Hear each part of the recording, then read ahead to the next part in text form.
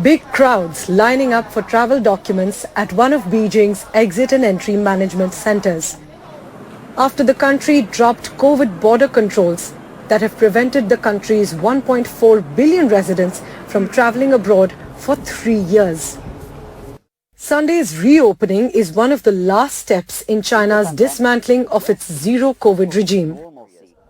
China began lifting COVID curbs last month after protests began against the zero-COVID policy that caused widespread frustration among its people.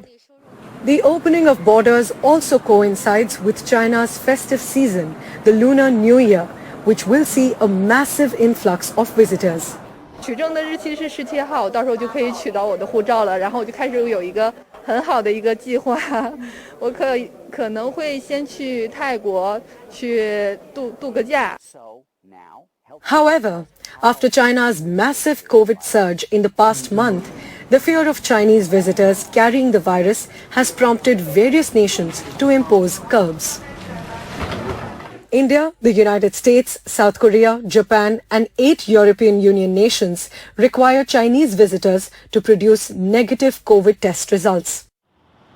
Direct flights have not resumed between India and China yet, but these restrictions are in place for those coming via connecting flights. Some countries, such as South Korea, have imposed visa restrictions too.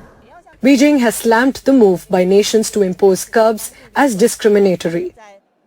A Global Times report says that the number of inbound and outbound ticket orders in China rose 628% year-on-year on Sunday when the travel reopened. The orders hit the highest since March 2020. So the travel in China is clearly booming after a long break. But the fear is whether with the borders, the country's COVID surge will also be expected to travel to other countries. With Nayantara Singh, Priyanshi Sharma for NDTV.